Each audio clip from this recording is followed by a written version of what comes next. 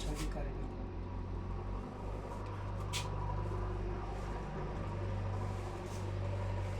आज हमारे बीच में लक्ष्मी नारायण जी चांडक है, जो बहुत अच्छे पुराने कार्यकर्ता है विश्व हिंदू परिषद के, गौरक्षा दल के।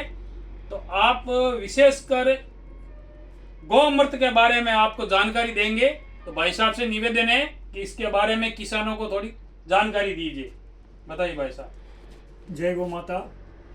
भाइयों, आज आपके सामने बहुत ही लाभकारी और क्रांतिकारी चीज़ रखने का प्रयास कर रहा हूँ और इस पिछले 4-5 साल से इस कार्यक्रम में लगा हुआ हूँ। पूरे महाराष्ट्र में मैं काम ज़्यादातर कर रहा हूँ और वैसे पूरे देश में भी विश्व हिंदू परिषद के माध्यम से इसको किसानों तक ले जाने का काम चल रहा है। इसका नाम है गोकृपा अमृतम। गोकृपा अमृतम का आविष्कार बंसीगिर गौशाला के श्री गोपाल भाई सुतारिया जी ने किया है और वहाँ पर उन्होंने वो करने के बाद में पूरे देश में उसको फैलाने के लिए विश्व हिंदू परिषद के द्वारा उसका कार्यक्रम चलाया। महाराष्ट्र में उसको हमने बहुत अच्छी तरह से चलाने का प्रयास किया और आज 5 लाख किसान लगभग गोकृपा अमृतम का उपयोग ले रहे हैं। इस गोकृपा अमृतम के काम में लेने के लिए साथ में गाय के गोबर की खाद और गोकृपा अमृतम दोनों का उपयोग करना पड़ता है, जिसके फलस्वरूप यूरिया और पेस्टिसाइड वगैरह की ज़रूरत नहीं रहती है और खर्चा कम किंतु फसल ज़्यादा मिलती है। अब ये बनाना भी सरल है और बना करके इसको खुद किसान काम में ले सकता है और एक बार एक किसान जिसको दिया गया उसको वापस हमारे पास आने की ज़रूरत नहीं। वो किसान खुद बनाए और थोड़ा बहुत बचे फिर वापस उसको बनाए। अब बनाने की प्रक्रिया इसकी बहुत सरल है। 200 लीटर पानी में 1 लीटर गोकृपा अमृतम जो हम लोग निःशुल्क लोगों को बांटते हैं और वो एक लीटर डालना है, 2 किलो गुड़ डालना है और 2 लीटर देसी गाय की छाछ। ये ध्यान रखने की बात है कि जो छाछ है वो देसी गाय के दूध से, उसके दही से बनी हुई ही होनी चाहिए। भैंस या जर्सी के दूध या बकरी के दूध की नहीं होनी चाहिए। ये ज़रूर ध्यान रखना चाहिए। जैसा बताया जाए वैसा अगर किया जा रहा है तो इसका बहुत बढ़िया परिणाम फसलों पर आता है। तो देसी गाय के दूध की बनी हुई 2 लीटर छाछ, 2 किलो गुड़ और 1 लीटर ये गोकृपा अमृतम, इसको 200 लीटर पानी में डालना है और उसको, अभी सर्दी की मौसम है तो लगभग 8 दिन उसको रखना है। उसको एक सूती कपड़े से ढक करके रखना है जिस ड्रम के अंदर आपने डाला है और इस ड्रम को छांव में रखना है। छांव में रखने के बाद में ये 8 दिन के बाद में ये तैयार हो जाता है। लकड़ी से एक बार इसको घुमाना है, जैसे घड़ी घूमती है उस हिसाब से इसको घुमाना है और 8वें दिन जब ये तैयार हो जाता है तो इसे खेती के अंदर जब आप पानी देते हैं, सिंचाई करते हैं, तो 1 एकड़ में 500 लीटर इसको पानी के साथ में छोड़ना है। इस मात्रा में इसको डालना है और हर 7वें से 10वें दिन इसका खेती जो फसल उगी हुई है उसके ऊपर स्प्रे करना है। तो ये पानी के साथ डालना और स्प्रे करने से फसल में शक्ति आती है और जो कोई भी कीट वगैरह जो कुछ है या कीड़े वगैरह जो लग जाते हैं वो भी इससे नष्ट हो जाते हैं। गोबर की खाद जरूर डालनी है। 1 एकड़ में 4 टन गोबर की खाद डालना अनिवार्य है। अब ये गोकृपा अमृतम क्या करता है, ये खेत में जाकर के मिट्टी के अंदर जो जीवाणु हैं उनको बढ़ाता है, केंचुओं को बढ़ाता है और उससे जो केंचुए जब ज़मीन में बढ़ते हैं तो उनको फिर जब गोबर की खाद मिलती है तो गोबर की खाद से वो फसल को ज़बरदस्त शक्ति मिलती है और उसका परिणाम 10वें या 12वें दिन सामान्य जो फसलें होती हैं उनके अंदर तुरंत दिखाई भी देता है। इतनी ज़बरदस्त चीज़ है कि आज जो हमारे पास में अनुभव है, सैकड़ों किसानों के अनुभव है, सैकड़ों किसानों के पत्र है मेरे पास में।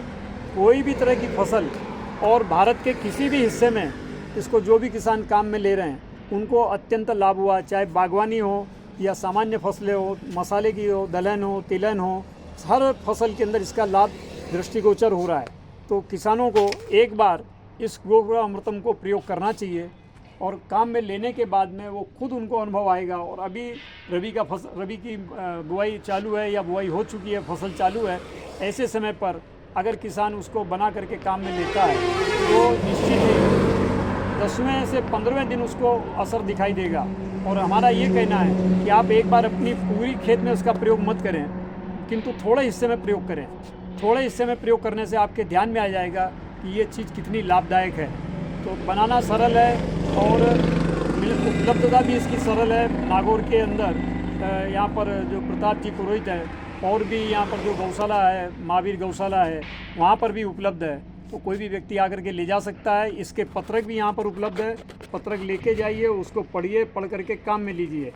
तो इसका स्प्रे भी करना है, पानी के साथ डालना है। और दूसरा, गोबर की खाद बनाने के लिए ये दुनिया का सर्वोत्तम अच्छा तरीका, ये गोकृपा अमृतम के द्वारा जो खाद बनाई जाती है वो भी उस पत्रक के अंदर लिखा हुआ है।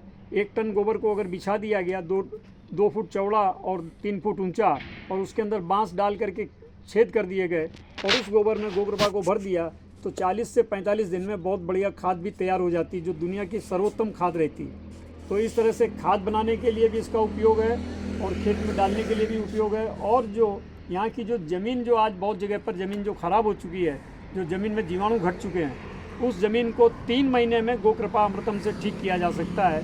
1 एकड़ में 2000 लीटर गोकृपा अमृतम आप धीरे धीरे डालिए।